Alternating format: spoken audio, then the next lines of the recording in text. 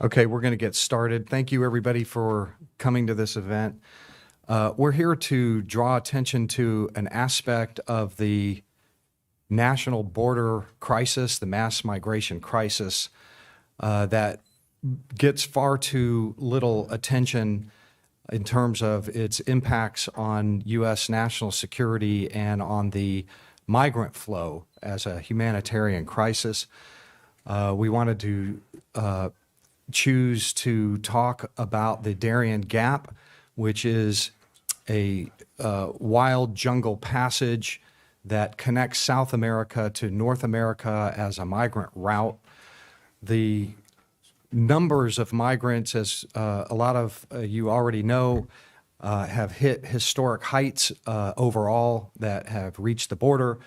1.7 million as of the end of October. It's probably closer to 1.9 million once we get the November numbers in. The vast majority of those migrants are from Central America and Mexico. However, we draw attention to the Darien Gap because probably another record is that migrants from 150 different countries also are coming in the greatest percentages that we've seen. The way that those migrants are reaching our border is often to fly into South America and make their way to Colombia. We have a map up here that kind of shows the general idea. We are looking at a large number of South Americans, such as Brazilians and Ecuadorians and the like, but we also are seeing a tremendous number of people from outside the hemisphere and also from Haiti, huge numbers from Haiti and Cuba, the Caribbean, but also from places like Syria, Pakistan, all the countries of the Middle East, a great many countries of Central Africa, Northwest and Northeast Africa, the Mauritanians, Senegalese, people from countries that are afflicted by terrible tribal warfare. We don't know who these people are. We talk about the Darien Gap as a route that is a diplomatic problem for the United States as much as it is a border control issue, because there are three countries that are involved, primarily Colombia, Panama, and Costa Rica. Those three countries form what we call a choke point, a bottleneck, a place where this migration could be stopped or retarded or reduced if we needed to or wanted to do that, if somebody were to pay attention to the issue here. Why should we pay attention? Two main reasons. One is national security. A lot of the countries that I just mentioned are places of terrorism concern, tribal warlordism, terrible human rights problems. We don't know whether the people who are coming are perpetrators or victims.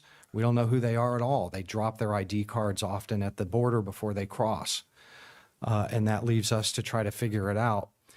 That's a national security issue for the United States. The numbers, according to the New York Times, which actually went down there this year, are 100,000.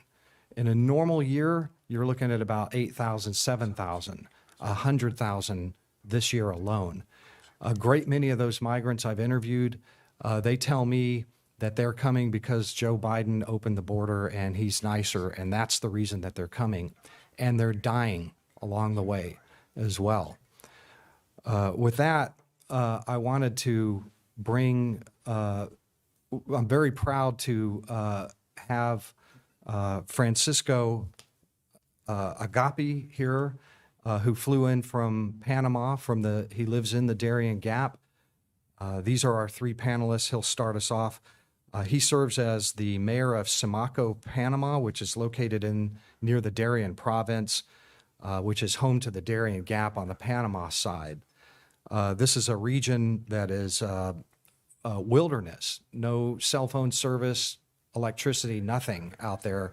And the Imbara people live a traditionalist lifestyle, and they are in the middle of this mass migration through that gap.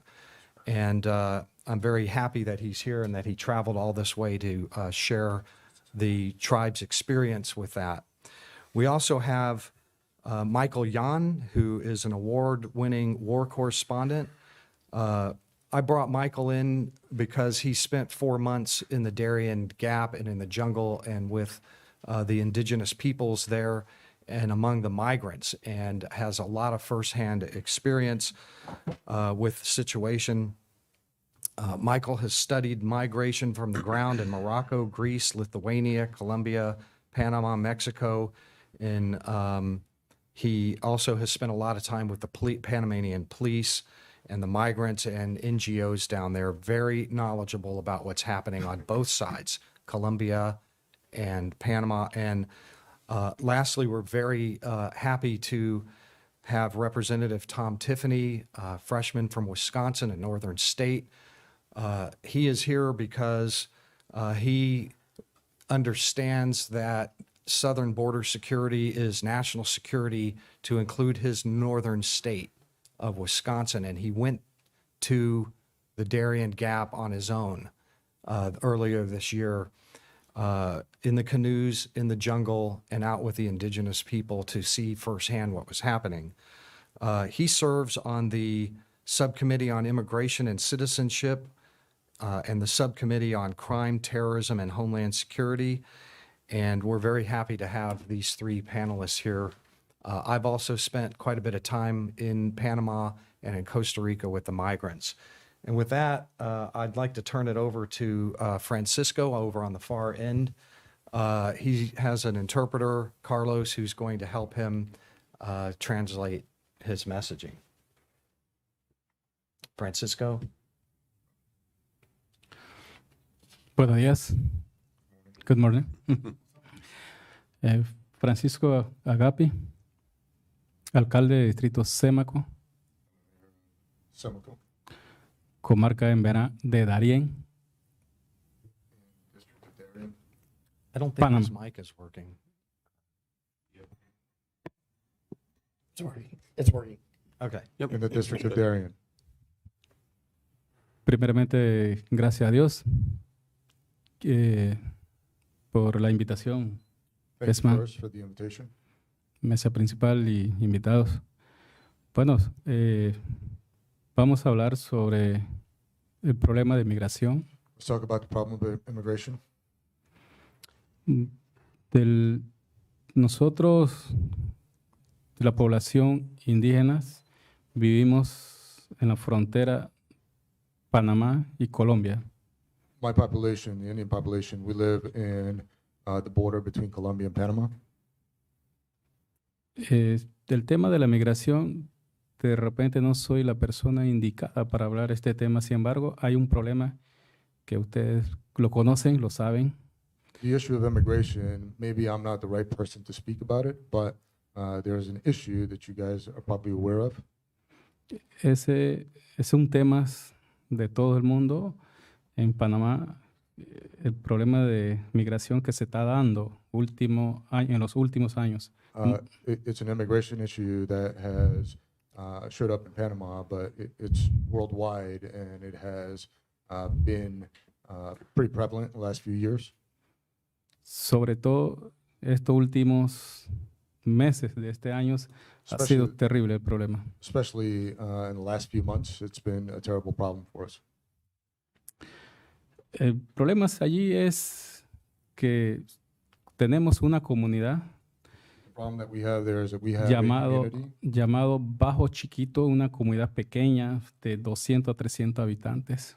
the community is called Bajo Chiquito, and it's about 200 to 300 occupants. Y allí es el punto de llegadas y los inmigrantes, hay más inmigrantes que la misma población. That is the first port of entry when they come out of the Darien Gap, and there are more migrants than there are people that live in Bajo Chiquito. They walk right there. Could Chiquito. Right there. Sí, entonces, ¿cuáles son los problemas? Ahí tenemos problemas prácticamente las tiendas no abastecen de alimento a la población. One of the first problems that we have is that our stores, we can't keep the resources full so that we could feed our own people because of all the migrants that are coming through the gap. La alimentación agrícola igual son problemas. Our agricultural fields is also a problem Porque mi gente o la población se está dedicando al transportar los inmigrantes y no se está dedicando a la agricultura. The problem with the agriculture is that our people are now focused on transporting the migrants out of Bajo Chiquito instead of focusing on their agrarian lifestyle that they had prior to this. Encima de eso, problemas juveniles, de ahí problemas de robo, problemas violencia, y la juventud se está dedicando a eso. We have juvenile problems. We've got a lot of violence. We have a lot of robberies, and Problemas, bueno, todos saben, porque tienen la plata, ahora el problema del alcoholismo. now because they have a lot of money from these migrants, then we have alcoholism also becoming a problem amongst our youth. Entonces, esa es la parte del problema. Hay problemas, esos son problemas sociales, hay otros problemas ambientales. Those are our social problems. We also have environmental problems. Tenemos ahora la contaminación del río. Mi población vive a la orilla del río. We also have the problem with our rivers. My people live along the river, and it's contaminated. Sí, lo que es basura, todos los baños se lo tiran, se hacen en ríos. We have trash. We have feces. Encima de eso, otro problema es que cuando los emigrantes vienen para cruzar el río, cuando el río está crecido, se ahogan, se mueren y se quedan allí. There's also a problem where when the migrants have to cross the river to come into Bajo Chiquito, if the river has grown, many of them drown, get swept away by the river, and they remain in the river. Sí, entonces a mí me toca ir a conversar con la comunidad. ¿Qué vamos a hacer? Porque es un problema no solo mío, sino un problema de todos. Then I have to go and address the community and figure out how we're going to solve this problem because it's not just my problem, it's everybody's problem in that community. Sí, entonces, bueno, aquí estamos para conversar. Gracias. So here we are so we can discuss this. Thank you. Okay. Thank you, Francisco. I forgot to mention, for those of you who are watching the live stream, if you have questions for Francisco or any of the panelists, you can email mrt@cis.org. And with that, we'll pass it to Michael Yan. Hello. Yes, I'm Michael Yan. I'm a war correspondent. My year started off here in Washington, D.C. at the Capitol attack, whatever you want to call it, and did not go inside, but that was quite interesting. And then was here for the inauguration and then flew straight to the border. So flew straight to, within 24 hours, I was at the El Paso border with Mexico and watching the immediate influx of migrants after the inauguration. The Border Patrol was immediately being overwhelmed within the first week. And so I was down in Mexico and all across the border on the southern part, and then finally flew down to Colombia. Because Colombia, we knew that the Darien Gap flow was going to increase. So I flew down there with Chuck Holton and Masako here, and we flew down to Colombia, and because in Colombia is where they gather to go through the Darien Gap. And as you know, Darien Gap is a critical funnel point. Now, how do they get to South America? And why do they go to South America? They go to South America because many of the people that want to come in cannot get visas to start off in a place like Mexico. So they start in Suriname, or they start in Brazil, or they start in Ecuador. So those are the 3 countries they start in. A lot of them end up in places like Chile, where they live there for years. A lot of these ID cards, for instance, we pick up off the ground before they come into the United States. They throw them down on the ground. So they'll come to South America, and we're talking people from at least 100 countries. Like I've met people from Nepal and India, and one guy, I was out in the jungle in the Colombia side in the Darien Gap, and he looked like a Sikh up on the mountain. I said, "Sikh man," and he goes, "How did you know?" And I said, "Well, I've been to Punjab," because I've been to many of the countries where they're from. I've spent years in Asia and around the world. And so, and I said, "How did you get here?" And he came through Netherlands and, planes, trains, and automobiles, and now he's out in the jungle waiting for other Sikh friends. And he said he was going to California if he makes it. So that was on the Colombia side. So they filter in, many of the, especially Haitians and Cubans represent maybe 50% of the people coming through the Darien Gap, and many of those go straight to Suriname, and then they often filter through Chile. Many of the Haitians have lived in Chile for years, as you can see from their ID cards and the many interviews that we've done. And then they finally go to here, mostly here, a place called Nakokli. And we went to Nakokli, and they board boats, which we did too, and they go here, Copergana. And from here, some of them will take boats and go across, not very many, very few. Most go across right here. And this is very remote. There's more than 60 miles of no roads. That's why they call it the Gap, right? The Darien Gap. This is the Darien Isthmus, the Isthmus of Panama. And so it's called the Gap because there's no roads for more than 60 miles. This is some of the roughest jungle on Earth. It's very biologically active, to put it lightly. That's why we have a screwworm facility up here, this is where we stopped screwworm. If you know what screwworms are, if you're in agriculture and cattle and that sort of thing, it's a really big deal for us to stop the screwworms right here, right? And so we've got a very expensive program that drops flies down here that have been irradiated and are sterile to try to stop the screwworm. So this is a channel point for more than just migrants. It's also a biological choke point. Down here we see CCP, or let's see PRC. China is denuding the jungle. You see giant trees that they're cutting down, and the yellow fever, the whole works is out there. So bottom line is, huge amounts of people, maybe 100,000 this year, come through here. They go through the Continental Divide, by the way, goes right through. So the Continental Divide, of course, starts way up north of us now, and goes up, it's Continental Divide. And so, as you know, the Continental Divide is where all the water from one side goes to one ocean and the other side goes to the Pacific, right? And so they crossed these 3 little mountains up here, finally the Continental Divide, and the third mountain is called the Montaña de la Muerta, the mountain of death. And that's where a lot of them die. They fall or they get lost. There's many people that are stuck out there. They're stuck right now. There's always people stuck out there because they can't go any further. They get hurt or whatever. And for instance, one man, I call him 22 days, his Cuban wife had left him as soon as Biden became president. She struck off for America, and he followed her from Ecuador. And he's stuck out there. He got left behind. And she left him behind. She made it to Texas, by the way, and left him.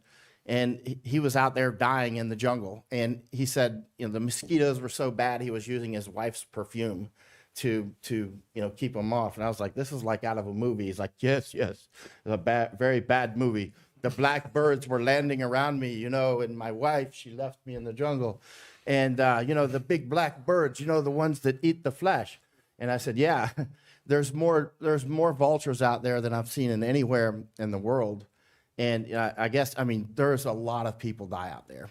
And, we think about 10% of the people that go through die. There's no way for us to know the true numbers because we don't know how many leave Nakokli, and we don't know how many actually come out through Bajo Chiquito. But after being down there for months and interviewing just tons of people, hundreds, I'm going to guess 10% die out there. And if 100,000 people came through this year, that's 10,000 people. So you can imagine how much those vultures have to eat. And I'm not sure if that's why the vultures are there, but it's a strange amount of vultures. But anyway, so you got a lot of people that get lost out there. They finally come through Bajo Chiquito. They emerge out here, where I met Francisco. Actually, I met Francisco through missionaries. Anytime I go to a place like this, I look for the missionaries. That's why we call them Christians in Action, CIA. They know everything. And missionaries introduced me to Francisco. And so I spent a lot of time with Francisco rolling around many jungles. I was out in about 20 jungles probably, or 20 villages, Embera villages. Those are his people. So they, and I was out in about 10 with Francisco. And Francisco took us all out to Bajo Chiquito. I've been out there 6 times. And so, but I spent about 4 months out here. And so now his people, Francisco's people, are actually the ones, you've heard about the Indians out there that are raping and murdering the people that come through. So the causes of death for the people that come through are usually the mountain of death, or they get lost, waterborne illnesses, something else might hit them, yellow fever out there, anything. There's all kinds of problems, and also floods. When they finally get to the river, their bodies come washing down in their tents wrapped up. I mean, flash floods are pretty intense there. And Francisco's people, Embera people are, so when you hear about the Indians raping and robbing, that's what Francisco is trying to stop, because they have so many people coming through. Some of his Embera people are out there literally on horsebacks like Comanches and raping and robbing. And he wants to stop this, but it's very difficult to do, right? And so now the Panamanian authorities will tell you they can't close down the migration route, which is completely false, because during the pandemic, they shut it off. It was finished, right? I mean, there was not even a drop coming through during the pandemic. Panama locked down like North Korea for the pandemic, right? So we know that they can shut it off, period. But interestingly, even our, serious people don't know much about what's going on in Panama Canal. For instance, I was telling Dave Petraeus about it. I said, I'm down in Darien. And he said, what are you down there for? You should be up in Mexico or the Northern Triangle. I said, well, if I'm here, there's a reason why I'm here. I don't waste my time. And this is a serious, for intelligence and every other reason in the world, this is where we need to focus assets. We can shut off probably 20% of the people coming through right here. And also the people that are going to come in and blow up a mall, they're more likely to come through here than they are through the Northern Triangle, right? This is where the people are coming in from Yemen. This is where people come in from many Pakistanis and that sort of thing. I meet Bangladeshis out there. So this is it. This is your choke point. And there's many ways to track them. For instance, they come through Bajo Chiquito, which is Francisco's people, right? This is very easy to shut off. And so that's why I've been down there. And of course, I could talk about this for several days, and I know we don't have much time, so I should turn it back to you. Thank you. Very interesting. If anybody has questions, save them for when we get to the question and answer part. At this point, I'll turn it over to the congressman who was down there. Yeah, thank you very much, Todd. And so on January 20th, the Biden administration unleashed a humanitarian and national security debacle like we haven't seen in a long, long time. And it all traces back to January 20th. With the end of Remain in Mexico, sending a very clear message across the world that anybody that wants to come to the United States can come to the United States, and we basically have a borderless United States at this point, in particular on the southern border. The reason I went down to Panama, I had went to the Rio Grande in early April, saw what was happening there.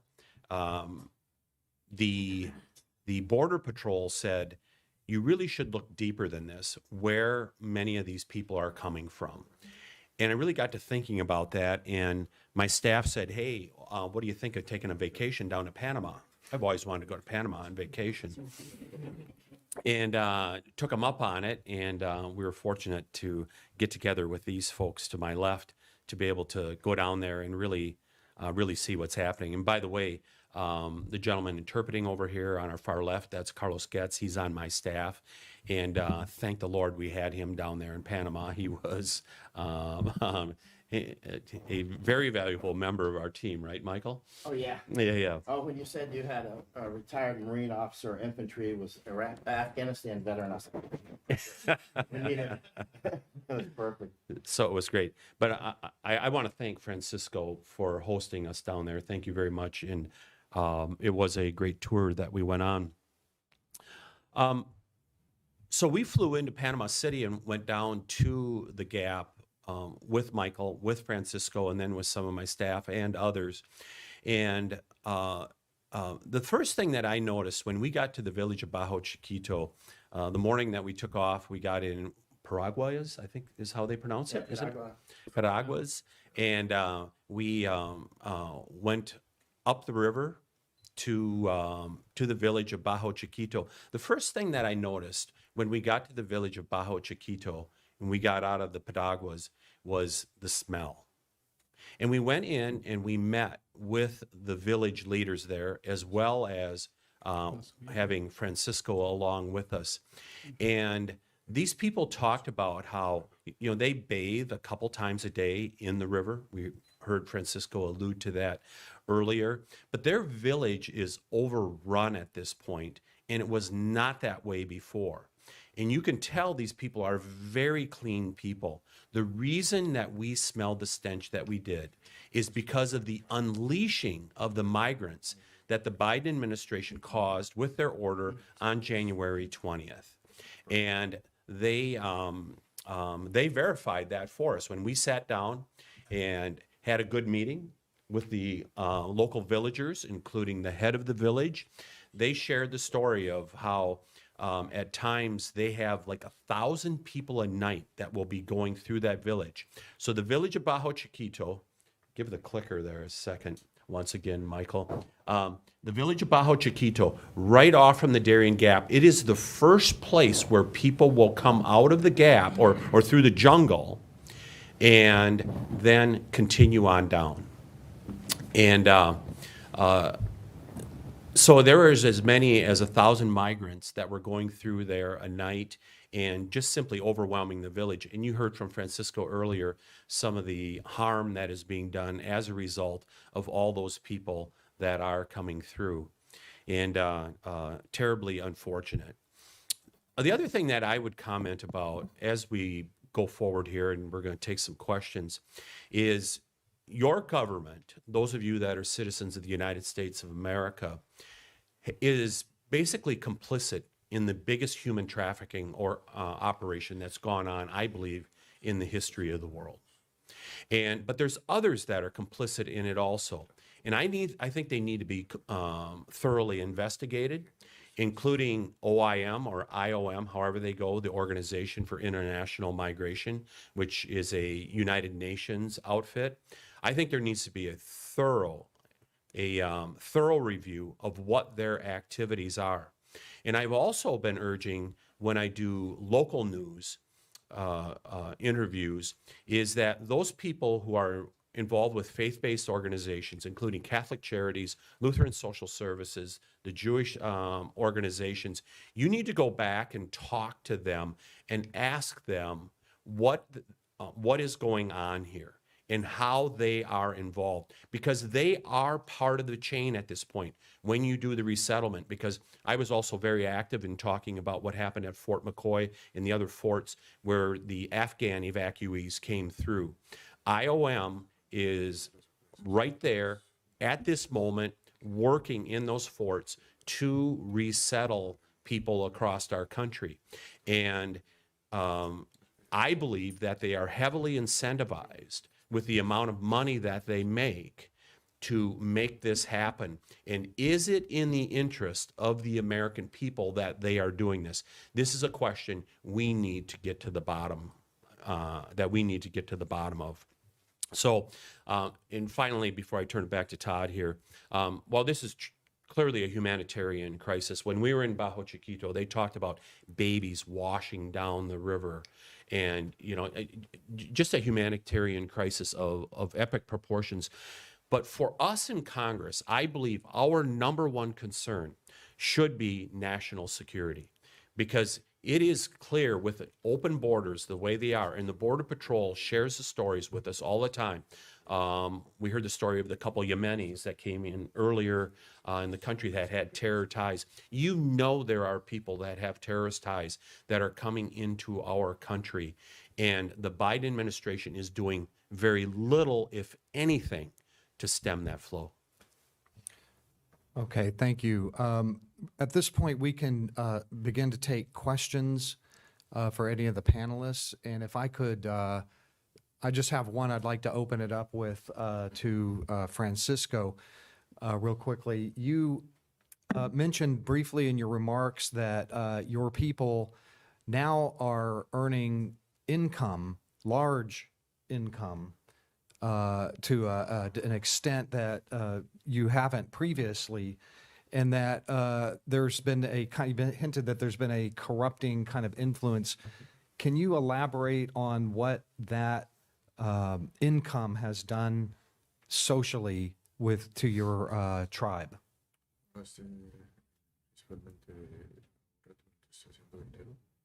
Ese dinero está corrompiendo mucha de tu gente y puedes hablar del problema social que está causando esto. Que ahora están recibiendo tanto dinero que no saben qué es. ¿Entiendes? Sí, por el pago. Sí. Sí, gracias. Yes, thank you. Sí, el problema es que los emigrantes, sinceramente, traen dinero. The problem is that honestly, the immigrants bring money with them. Y esos dineros son recompensados por el transporte desde Bajo Chiquito a Las Blancas, a una comunidad, a punto donde se toma el bus. That money is used to pay for transportation and other resources from Bajo Chiquito to Lajas Blancas, where they catch a bus. Por persona se cobra $25 They charge $25 a head. y para mi población solo imaginar 25% es una buena platita. So if you can imagine that $25 times 100 for my population, that's a lot of good money for the people of Bajo Chiquito and the surrounding villages. Entonces, de ahí surge el problema. So that's the source of the problem. El problema es, primeramente, es del alcohol, sobre todo la juventud. First problem is alcohol, especially in our younger generation. Y prácticamente igual, cuando están alcoholizados, ya un problema se convierte en un problema familiar entre parejas, marido y mujer. So when they become alcoholics, then it becomes a family problem between married couples and families. Y algunos jóvenes emigran hasta la ciudad con la plata. And so a lot of these young folk leave Bajo Chiquito and go all the way to the city, Panama City, with that money that they've gotten. Y con la misma plata igual se compra drogas para poder revender. And with that money, then they go to Panama City and buy drugs so that they can then sell, distribute. Entonces, eso se ha convertido en un problema social grandísimo. So this has become a pretty ginormous social issue for us. No sé, ¿alguna pregunta?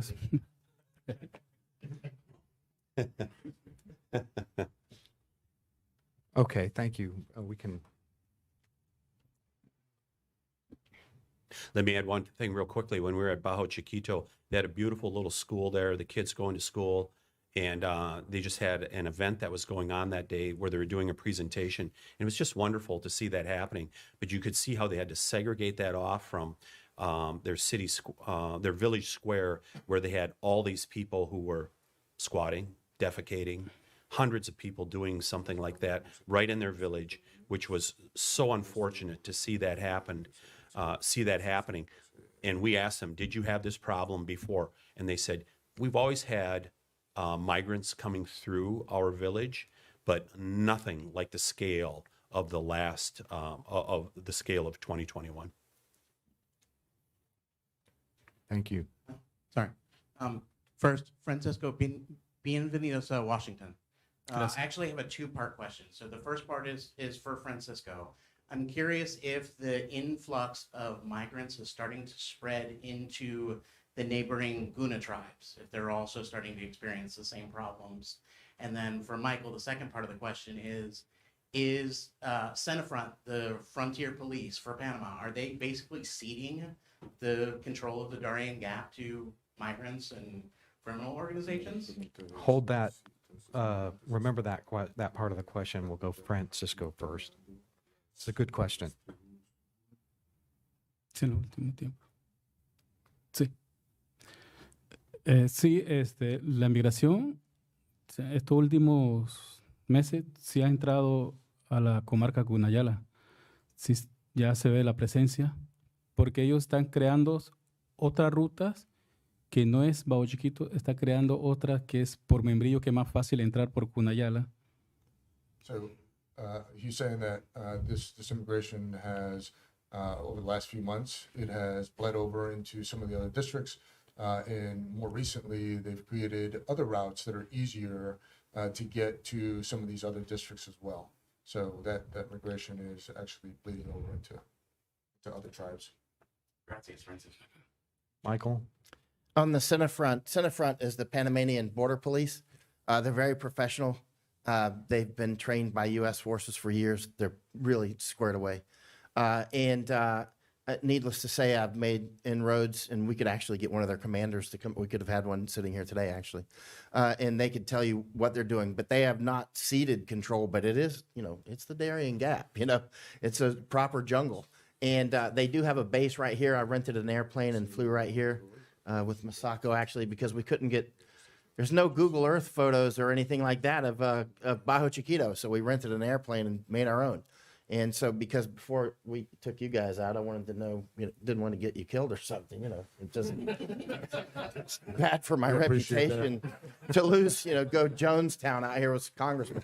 So, and so, it was a little dangerous what you did. So, but there are Senafront bases out here, and they've got a special operations force. I've been all out in this part as well. And they don't cross over here so much, though.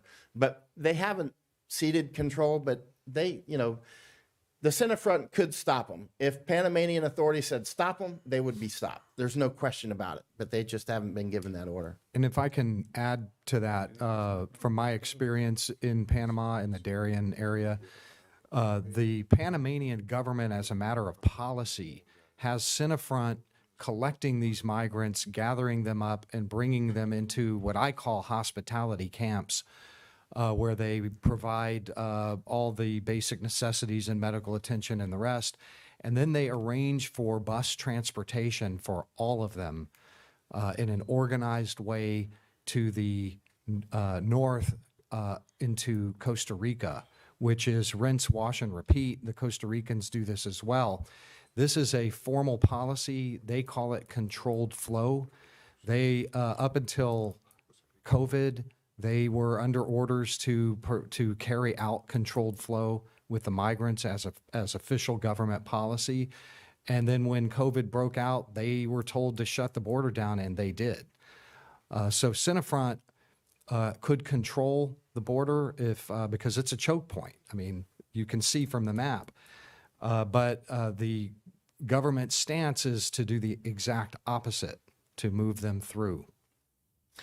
It's very much like a pipeline. It is so ironic. January 20th, what's the first two executive orders from the Biden administration? One, shut down Keystone, shut down a pipeline that gets us energy independence in America, but to open up the pipeline from Panama. And it acts exactly as a pipeline. What you heard Todd describe there. For those of you familiar with pipelines, they have pumping stations, right?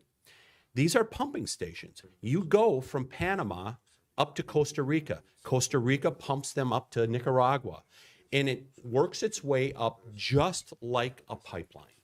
And also the Colombians are complicit. They work in close coordination as a government with the Panamanians and the Costa Ricans. They all work to make sure that the flow is smooth and not not too big of a buildup in Colombia or any of those countries. Mark, before you ask your question, real quick, I want to ask a question to Todd. When you've been at those camps, have you seen the International Organization for Migration? Have they been at any of those camps? I actually, on my trips, I did not see any down there, but I know that they had NGOs in and around the area. Because it's really interesting. I've seen them at the southern border. We saw them down in Panama. Saw them at Fort McCoy also. They are everywhere doing these resettlements of these mass migrations. Also on that, this year I tried to develop context on everything. So I was in Morocco this year studying weaponization of migrations, Greece and Bulgaria. And then when Belarus started pumping people into Lithuania, I flew straight from Africa to Lithuania, right? I happened to be with the Lithuanian army in Afghanistan, so I kept my contacts. And so I just spent 3 weeks with their intelligence people and their army and their border patrol. You know, Belarus's Lukashenko, the dictator, is pumping people into Lithuania and trying to push them across into Poland, where I lived in Poland 2 years. I know Poland's not going to take them. But OIM immediately showed up. And I told their Lithuanian army and intel guys, like, watch, OIM will show up, NRC will show up, Norwegian Refugee Council. It's an ecosystem that Mark? follows them around. It's not just affecting us, it's affecting everybody. Mark? Yeah, I had a couple of questions. Well, main question is, why isn't the Panamanian government shutting this down? Maybe the mayor has some ideas, or maybe Michael does. And also, are there larger organizations, whether they're drug cartels or just human smuggling organizations, that are kind of have authority and power over the area?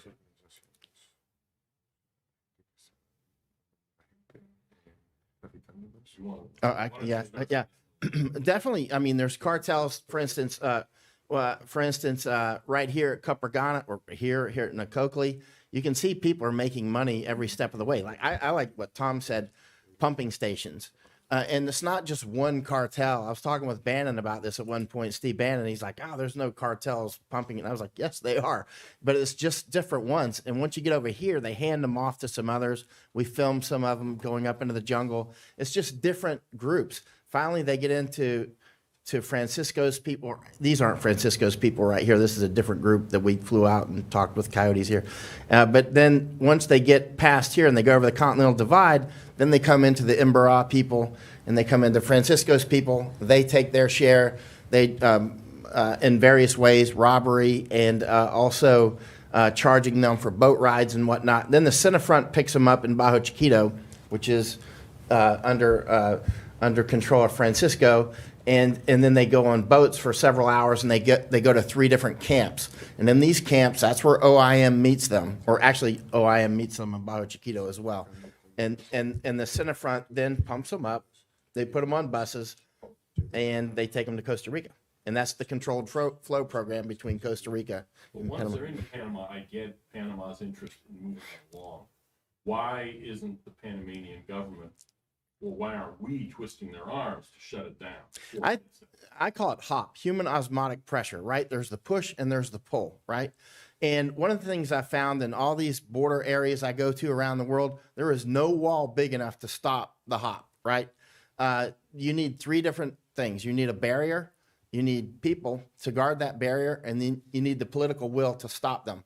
If the Darien Gap, with probably 10% dying going through, much less, you won't believe the casualties we see, the injuries, they still come. Where I'm over in Morocco, they're going to Ceuta and Melilla, those 2 cities, and they go across the Med.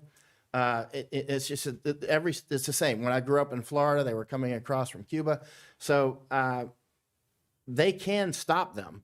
But when we're throwing the corn in the United States, we're feeding the pigeons. I mean, they're going to get through. I mean, if you offered me $450,000, I could get through the gap, you know? And so it's and it doesn't matter if it's really offered. For instance, Chuck Holton, somebody that, you know, well, is a war correspondent. I was just in Morocco with Chuck. He was just in Syria. He just got back from Syria to Panama. When Chuck was in Syria, he just told me that people were talking about that $450,000 as if it were true. It doesn't matter if it's true or not. They think it's true, and so it's psychological corn. They're going to go for it. and a certain percentage are going to make it. But Panama can definitely cut them down because they've got easy choke points, and they do have the Darien Gap as a baffle, right? I'd like but to- they're making money. I'd like to get Francisco's take on that question too, just with a little bit of an angle to it. Do you feel that the Panamanian government is aware of the stresses that this is causing on your people, and what messaging do you have for your government in Panama to protect your people?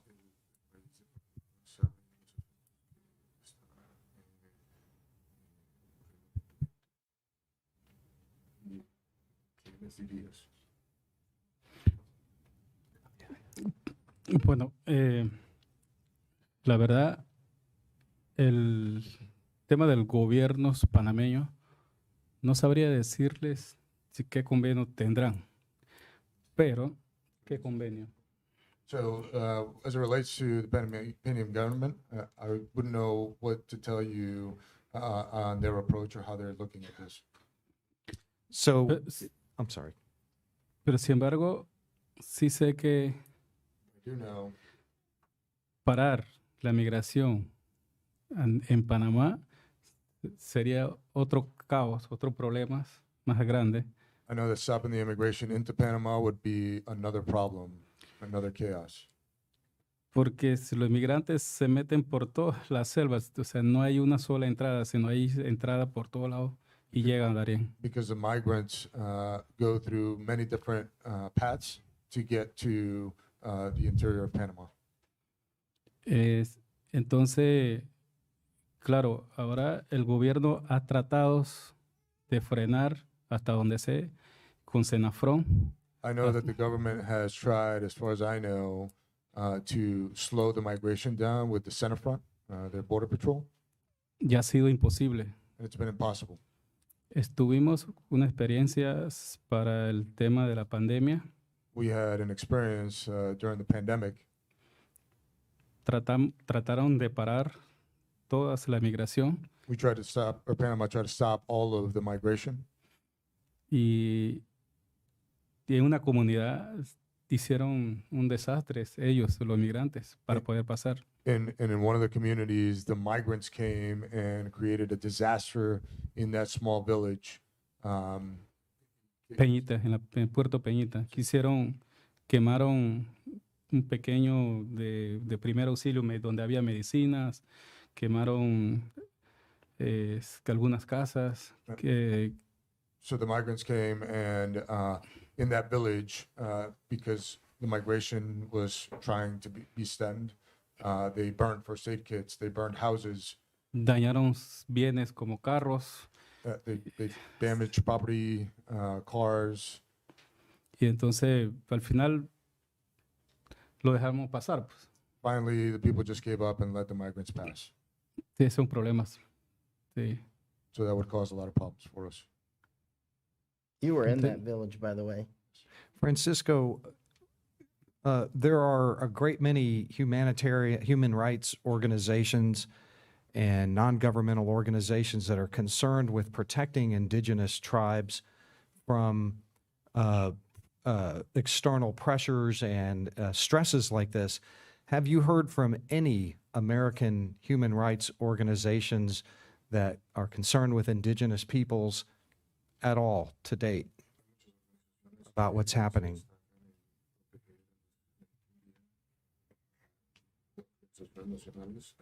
¿Alguna de esas organizaciones humanitarias te ha contactado a ver cómo te pueden ayudar para mantener la salud y el bienestar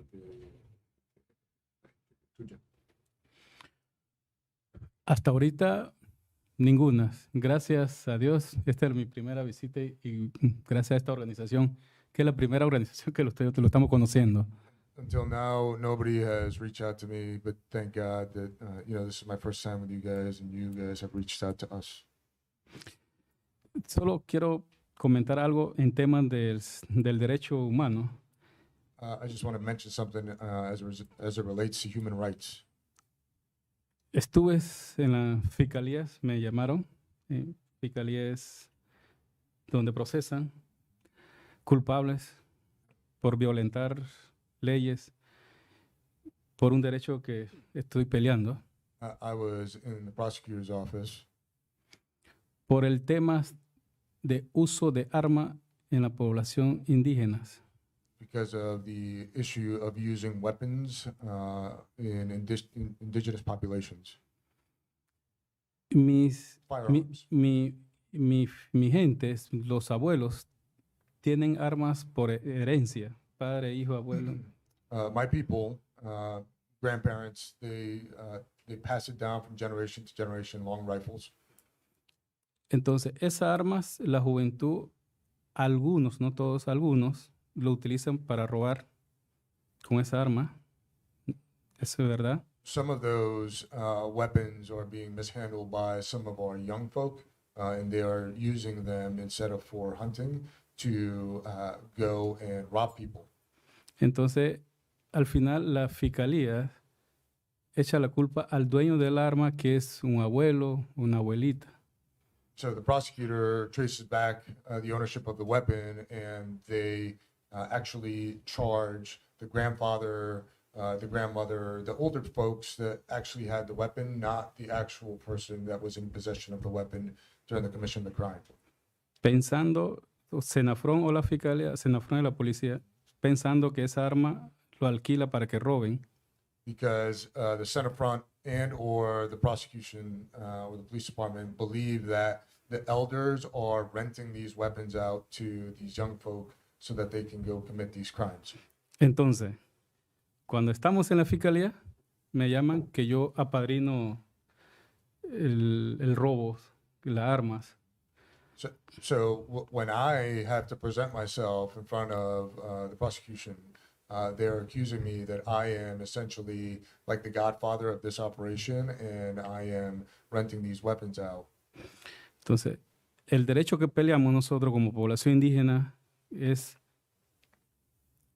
cuando quedamos sin alimentos, porque los inmigrantes pasan por algunas fincas pequeñas de agriculturas. So one of the rights that we're fighting for, human rights, is just our sustenance, because a lot of these immigrants are passing through our fields. Ellos agarran algunos productos.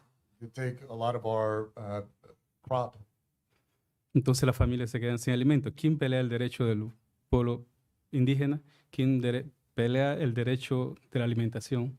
So a lot of folks are without food, without crops, and we're the only ones that are fighting for this. There are no other organizations that are recognizing that this is a problem and fighting for us. No hay una organización que pelee el derecho del pueblo indígena hasta ahorita. No hay una organización de... There are no organizations that are fighting for our human rights. Thank you. We have a couple more questions here. Mayor Gabi, thank you for being with us today. I don't know if this thing's on. My question is for you, Mr. Yan, or anyone else who may have, or anyone else who may hold this knowledge in their mind. From a national security perspective, the regional hostile elements like the FARC 57th Front, the cartels from Guatemala, El Salvador, and Mexico, are we seeing coordination between those organizations for the first time? And is that creating a vacuum for sort of an international hostile elements to come in further out? While he translates, I'll mention a few things. Out here, we know drugs come through there, but as you know, drugs come in a lot of ways. So that's just one ant trail. But out here, it's mostly opportunistic, the people that live around here. It's not like armed. There are the armed FARC out here, as you well know, right? And some of the FARC are definitely Francisco's people. But a lot of it's just the local villagers. Like I've photographed some of the people doing the murders and rapes. We know who some of them are. And they're just local village guys. Because as you know, in life, most of the criminality happens from people that live in that area, right? And this is certainly no different. You're not going to be able to come in from Panama City or, Medellin or someplace and go do criminality out here. That's not your jungle. This is his jungle. Francisco?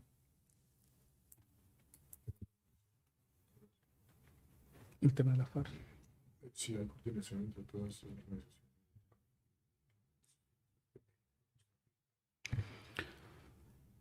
Bueno, la verdad no sé, igual, no sabría decirle si hay una organización que contribuya junto con la FARC o con otras organizaciones criminales, I don't know if there's any coordination between different cartels, pero sí se sabe que mi gente ha estado involucrado en temas de, de migración, temas de droga, en todo. but I do know that some of my people have been involved in some of the criminality that, the immigration push, the drugs. Sí, pues eso es lo que puedo decir en tema de eso, porque no he estado investigando sobre ese tema. That's all I can say on that because I haven't really investigated the different criminal elements as it pertains to cartels and whether there's coordination between them. Solo sé que se ha aumentado, incrementado las drogas, tráfico. But I do know that drugs have become more prevalent and the trafficking of drugs is also more prevalent.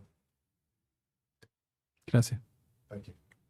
Well, I think you can count on it being a terrific recruiting tool for them because there's so much money at stake. I mean, when we're in Bajo Chiquito, there's a Western Union there.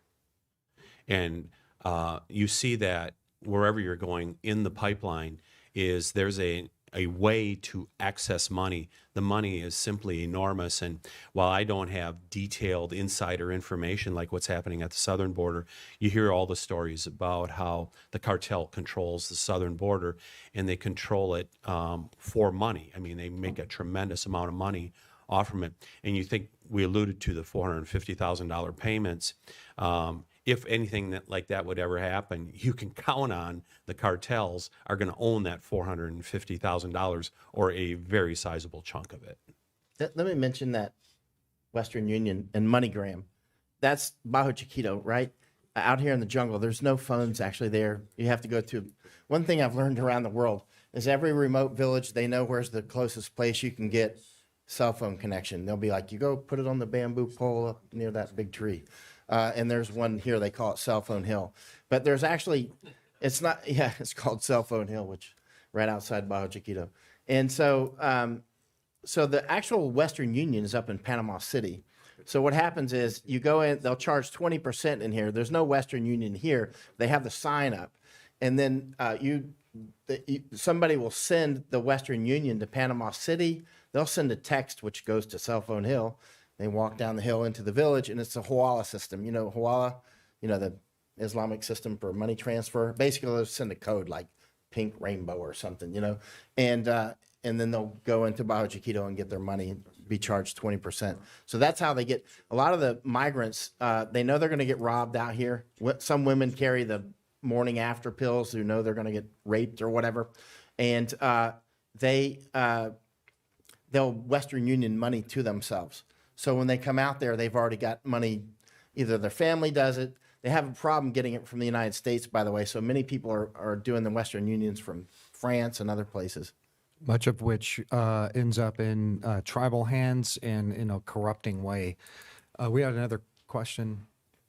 Yeah, so of course we were at the border together just recently, but Representative Tom Tiffany, can you tell us more about IOM, or OIM, it's both, this UN organization which is under the UN Human Rights Council, which China runs. How much of a coordinating role does this organization play with this human trafficking operation? And also, Michael Young, can you tell us a bit more of your research specifically on weaponization of migration? So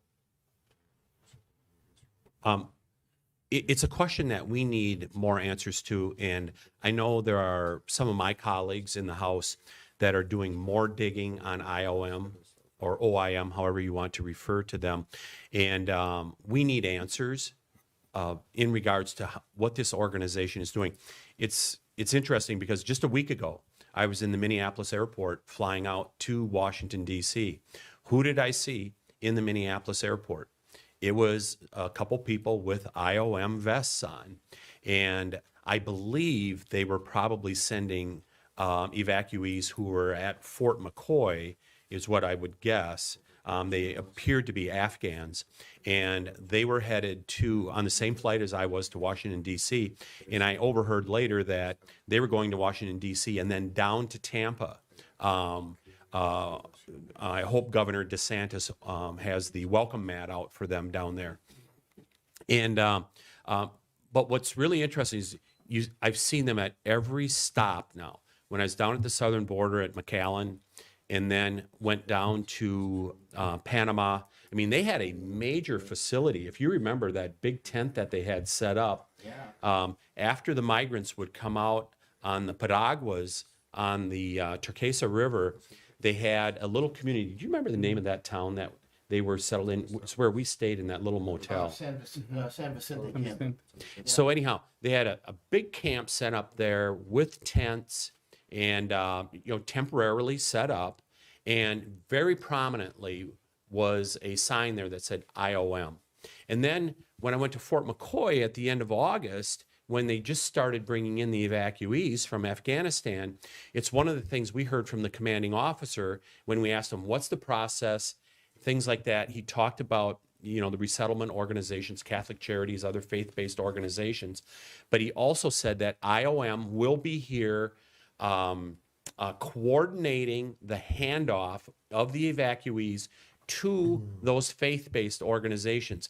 They care. They are. It's very clear they have a critical role in the process of moving these people, as generally calling them migrants, into the United States. They have a critical role, and we need to get some answers as far as how they're being compensated. What authority are they using? My understanding is that the State Department contracts with them to do this process, but we need a lot more answers, because at this point, for the American people, they're working in the shadows doing this, and there needs to be much more sunlight that is put on this process. We're running a little short of time, so I'm gonna intervene on completing that one, just because I want to say something. Okay. Before you shut off. I was, as you can see, I'm going through ID cards, and we have cards they give debit cards out for the UN. So they'll give you like $300 on the debit we were card. in Reynosa the week before last and watched the IOM hand out cash debit cards to migrants in a long line, $400 every 2 weeks and $800 a month. It's Which different is very, amounts in different countries, right? and it's very sustaining. It keeps them in northern Mexico in beans enough to get over eventually. But let me say something.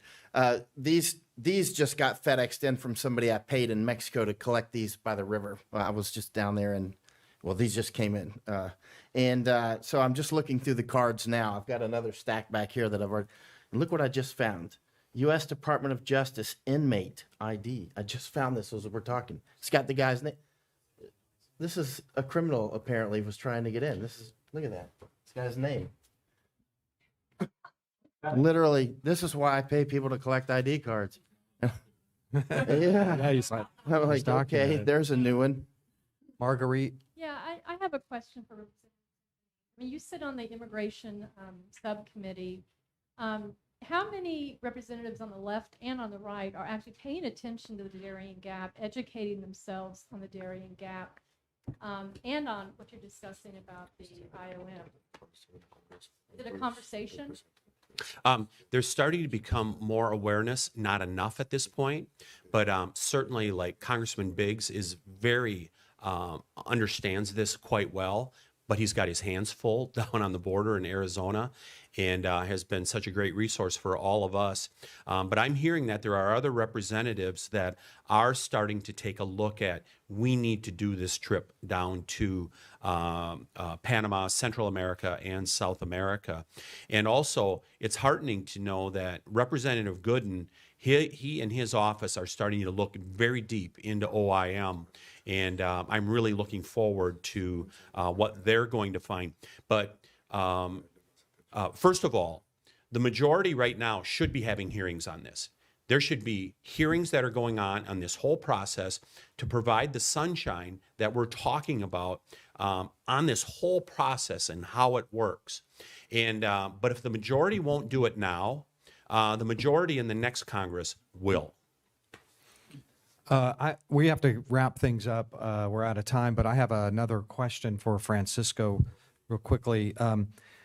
Do you have any message for American policymakers? You're here in Washington. What would you tell them about what's happening to your people and about this mass migration through your villages?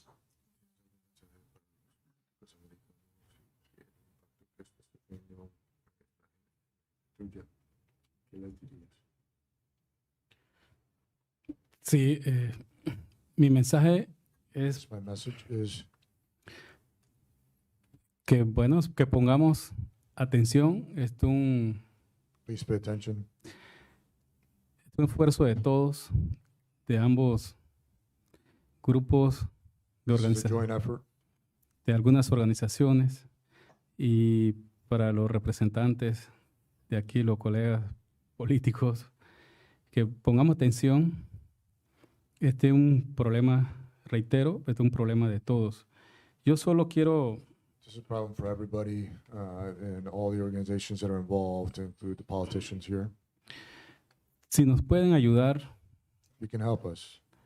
al menos una botellita de agua para mi población, At least a small bottle of water for my people. tema de salud, tema de educación que últimamente ha afectado a los niños, The issues of health, education that ultimately has affected our kids. porque los niños no están concentrados en el estudio por mucha gente, muchos inmigrantes allí en ese pueblo.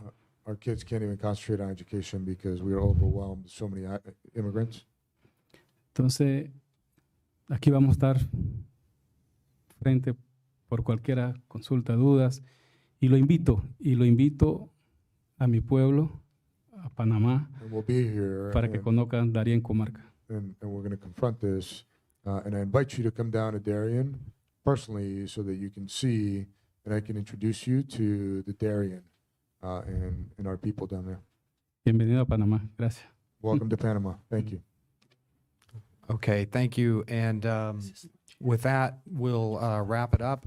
Thank you for attending, and this will be is recorded and will be on our website where it can be watched again and passed around and shared with folks who might have missed it.